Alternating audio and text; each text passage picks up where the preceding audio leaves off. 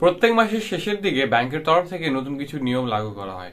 ঠিক তেমনটাই 1 জানুয়ারি 2022 থেকে ব্যাংকিং সেক্টরে বেশ কিছু নতুন নিয়ম লাগু হতে চলেছে। তার ব্যাপারে আজকের এই ভিডিওতে আমি আলোচনা করব।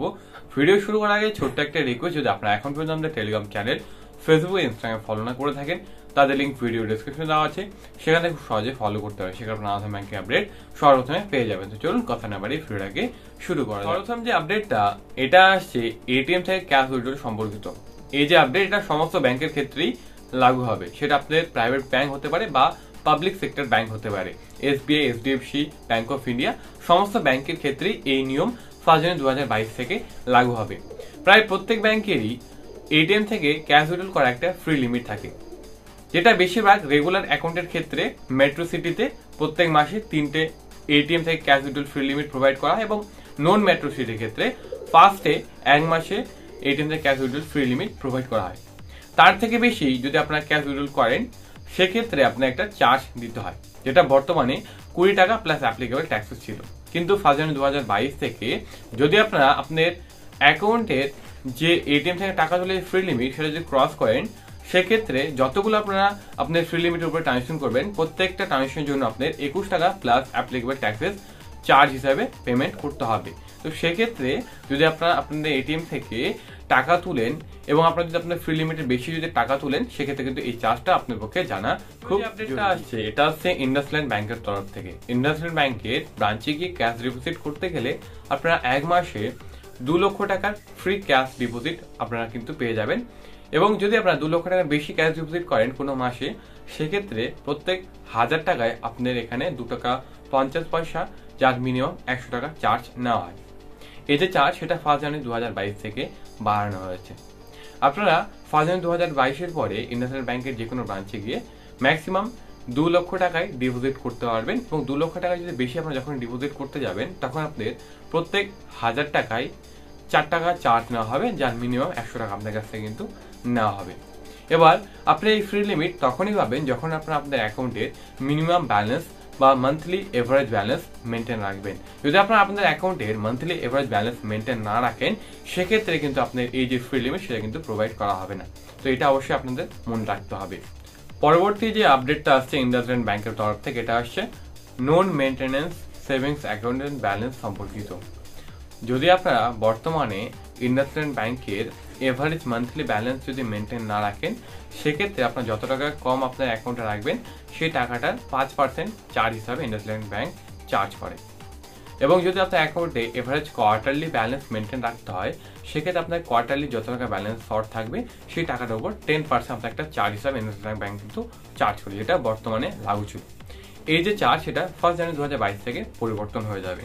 যদি আপনারা আপনার অ্যাকাউন্টের 1 জানুয়ারি 2022-এর পরে এভারেজ মান্থলি ব্যালেন্স যদি মেনটেন না রাখেন, সেক্ষেত্রে যত টাকা কম থাকবে তার 5% আপনার চার্জ হিসাবে নেওয়া হবে, তার সাথে 150 টাকা আপনার কিন্তু এডিশনাল চার্জ নেওয়া হবে। এবং যদি আপনার ইন্ডাসল্যান্ড ব্যাংকের সেভিংস অ্যাকাউন্টে এভারেজ কোয়ার্টারলি ব্যালেন্স মেনটেন রাখতে হয় এবং সেই ব্যালেন্স যদি আপনারা মেনটেন না রাখেন, সেক্ষেত্রে আপনার অ্যাকাউন্টের যত টাকা শর্ট থাকবে ব্যালেন্স, সেই টাকাটার উপর 10% আপনার কিন্তু চার্জ নেওয়া হবে, তার সাথে আপনার 100 টাকা ফ্ল্যাট চার্জ লাগু করা হবে। তো অবশ্যই আপনারা 1 জানুয়ারি 2022-এর পরে যদি এই চার্জ থেকে আপনারা বাঁচতে চান, তাহলে আপনারা আপনাদের ইন্ডাসল্যান্ড ব্যাংকের সেভিংস অ্যাকাউন্টে অবশ্যই এভারেজ মান্থলি ব্যালেন্স এবং এভারেজ কোয়ার্টারলি ব্যালেন্স মেনটেন রাখবেন। যদি না রাখেন, সেক্ষেত্রে কিন্তু আপনি এই চার্জ পেমেন্ট করতে হবে। পরবর্তী যে আপডেটটা আসছে, এটা আসছে ফেডারেল ব্যাংকের তরফ থেকে। যদি আপনারা ফেডারেল ব্যাংকের আইএমপিএস সার্ভিস ইউজ করে থাকেন, সেক্ষেত্রে জানেন ফেডারেল ব্যাংক আইএমপিএস করতে কোনো চার্জ নেয় না। কিন্তু 1 জানুয়ারি 2022 থেকে ফেডারেল ব্যাংকের তরফ থেকে আইএমপিএস এর চার্জ লাগু করা হয়েছে। যদি আপনারা 1000 টাকা পর্যন্ত আইএমপিএস করে কোনো অ্যাকাউন্টে ট্রান্সফার করেন, সেটাতে আপনার কোনো চার্জ নেওয়া হবে না। যদি আপনারা 1000 টাকা থেকে 1 লাখ টাকা পর্যন্ত আইএমপিএস ট্রানজেকশন করেন, সেক্ষেত্রে আপনি এখানে 5 টাকা চার্জ নেওয়া হবে। যদি আপনারা 1 লাখ টাকা থেকে 2 লাখ টাকা পর্যন্ত আইএমপিএস এর মাধ্যমে ট্রানজেকশন করেন, সেক্ষেত্রে আপনার এখানে ফ্ল্যাট 15 টাকার চার্জ নেওয়া হবে। এবং যদি আপনারা 2 লাখ টাকা থেকে 5 লাখ টাকা পর্যন্ত ট্রানজেকশন করেন, সেক্ষেত্রে আপনি এখানে 70 টাকা ফ্ল্যাট চার্জ নেওয়া হবে। আপনাদের মধ্যে অনেকরাই আপনারা জানেন না যে আইএমপিএস এর লিমিট সেটা 2 লক্ষ টাকা থেকে বাড়িয়ে 5 লক্ষ টাকা করে দেওয়া হয়েছে। রিজার্ভ ব্যাংক অফ ইন্ডিয়ার তরফ থেকে কিছুদিন আগেই এই লিমিট 2 লক্ষ টাকা বাড়িয়ে 5 লক্ষ টাকা করে দেওয়া হয়েছে। এখন থেকে আপনারা যে কোনো ব্যাংকের আইএমপিএস সার্ভিস ইউজ করে 5 লক্ষ টাকা পর্যন্ত ট্রানজাকশন করতে পারবেন। পরবর্তী যে আপডেটটা আসছে সেটা আসছে ইন্ডিয়ান পোস্ট পেমেন্ট ব্যাংকের তরফ থেকে। 1 জানুয়ারি 2022 থেকে ইন্ডিয়ান পোস্ট পেমেন্ট ব্যাংকে বেশ কিছু নিয়ম লাগু হতে চলেছে। যদি আপনার ইন্ডিয়ান পোস্ট পেমেন্ট ব্যাংকে একটা বেসিক সেভিংস অ্যাকাউন্ট থাকে, সেক্ষেত্রে 1 জানুয়ারি 2022 পরে আপনারা এক মাসে 4টে ফ্রি ক্যাশ উইথড্রল লিমিট পাবেন এবং তার থেকে বেশি যখন আপনার ক্যাশ উইথড্রল করতে যাবেন, সেক্ষেত্রে প্রত্যেকটা ট্রানজাকশনে আপনার যত টাকা তুলবেন সেই টাকাটার উপর 0.50% আপনার চার্জ নেওয়া হবে এবং যার মিনিমাম 25 টাকা আপনার কাছ থেকে কিন্তু চার্জ নেওয়া হবে। পরবর্তী যে চার্জটা ইন্ডিয়ান পোস্ট পেমেন্ট ব্যাংকের তরফ থেকে লাগু করা হয়েছে, যদি আপনার কাছে বেসিক সেভিংস অ্যাকাউন্ট ছাড়া অন্য যে কোনো সেভিংস অ্যাকাউন্ট এবং অন্য যে কোনো কারেন্ট অ্যাকাউন্ট থাকতে পারে, সেই সমস্ত সেভিংস এবং কারেন্ট অ্যাকাউন্টে আপনারা এক মাসে 25,000 টাকা ফ্রি ক্যাশ উইথড্রল লিমিট আপনারা কিন্তু পেয়ে যান।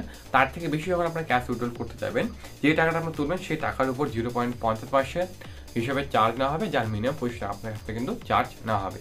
যদি আপনার বেসিক সেভিংস অ্যাকাউন্ট ছাড়া অন্য যে কোনো savings account Indian post payment bank থাকুক না কেন এবং তার সাথে যে কোনো কারেন্ট অ্যাকাউন্ট থাকুক না কেন, সেই অ্যাকাউন্টে যদি আপনার 1 জানুয়ারি 2022 পরে ক্যাশ ডিপোজিট করতে চান, সেক্ষেত্রে আপনার এক মাসে 10,000 টাকায় ফ্রিতে ক্যাশ ডিপোজিট করতে পারবেন এবং 10,000 টাকা বেশি যখন আপনার ক্যাশ ডিপোজিট করতে যাবেন, যে অ্যামাউন্টটা আপনার ডিপোজিট করতে যাবেন 10,000 টাকার উপরে, সেই অ্যামাউন্টের উপর 0.50% আপনার একটা চার্জ নেওয়া হবে, যার মিনিমাম আপনার কাছ থেকে কিন্তু 25 টাকা চার্জ নেওয়া হবে। তো যদি আপনার ইন্ডিয়ান পোস্ট পেমেন্ট ব্যাংকে অ্যাকাউন্ট থাকে, সেক্ষেত্রে আপনার কিন্তু এই চার্জগুলো অবশ্যই মনে রাখবেন। ইন্ডিয়ান পোস্ট পেমেন্ট ব্যাংকের শুধুমাত্র বেসিক সেভিংস অ্যাকাউন্টের ক্ষেত্রে আপনার আনলিমিটেড টাকা জমা দিতে হবে, সেক্ষেত্রে কোনো চার্জ লাগবে না। বেসিক সেভিংস অ্যাকাউন্ট ছাড়া অন্য যে কোনো অ্যাকাউন্টে টাকা জমা দিতে গেলে আপনার এক মাসে 10,000 টাকা বেশি আপনার টাকা জমা দিতে হবে। আজকের এই ভিডিও সর্বশেষ যে আপডেট আসছে সেটা আসছে এইচডিএফসি ব্যাংকের তরফ থেকে। এইচডিএফসি ব্যাংকের যে এসএমএস অ্যালার্ট চার্জ, সেটা বর্তমানে 3 টাকা পার কোয়ার্টার হিসাবে আপনার কাছ থেকে কিন্তু চার্জ করা হতো, কিন্তু এই যে এসএমএস অ্যালার্ট ফি, এটাকে পরিবর্তন করা হয়েছে 1 জানুয়ারি 2022 থেকে। যদি আপনার এইচডিএফসি ব্যাংকের এসএমএস অ্যালার্ট সার্ভিস 1 জানুয়ারি 2022 পরে নিতে যান, সেক্ষেত্রে আপনার প্রত্যেক এসএমএস এর আপনার একটা চার্জ করা হবে, যেটা হচ্ছে 20 পয়সা প্লাস অ্যাপ্লিকেবল ট্যাক্সেস। সেক্ষেত্রে যদি আপনারা এইচডিএফসি ব্যাংকের এসএমএস অ্যালার্ট ফি যদি আপনারা না দিতে চান, সেক্ষেত্রে নর্মালি আপনারা এইচডিএফসি ব্যাংকের যে এসএমএস অ্যালার্ট ফিচার, সেটাকে বন্ধ করে আপনারা ইমেল অ্যালার্ট ফিচার্সটা অ্যাক্টিভ করে রাখতে পারেন, কেননা এইচডিএফসি ব্যাংক ইমেল অ্যালার্টের জন্য কোনো চার্জ নেয় না। সেক্ষেত্রে আপনাদের সব থেকে বেটার অপশন হবে যে আপনারা একটা ইমেল অ্যালার্ট সার্ভিস নিয়ে রাখতে পারেন, যে আপনারা যদি ট্রানজাকশন করবেন সেই সমস্ত ট্রানজাকশন অ্যালার্ট আপনার এইচডিএফসি ব্যাংক ইমেলের মাধ্যমে সেন্ড করে দেবে। শুধুমাত্র এই চার্জ লাগু হবে তখনই যখন আপনারা এইচডিএফসি ব্যাংকের সমস্ত ট্রানজাকশন অ্যালার্ট এসএমএস এর মাধ্যমে। এই কিছু নিয়ম 1 জানুয়ারি 2022 থেকে ব্যাংকিং সেক্টরে পরিবর্তন হতে চলেছে। যদি আজকের এই ভিডিওটা আপনার ভালো লেগে থাকে, অবশ্যই ভিডিওটাকে লাইক করবেন, সমস্ত বন্ধুদের সাথে শেয়ার করবেন। পরবর্তী এই টাইপের ভিডিও পেতে চ্যানেলটি সাবস্ক্রাইব করার পাশে যে বেল আইকনটা, সেটাও প্রেস করে দেবেন। আপনাদের সবাইকে ধন্যবাদ। আপনারা সবাই ভালো থাকুন, সুস্থ থাকুন।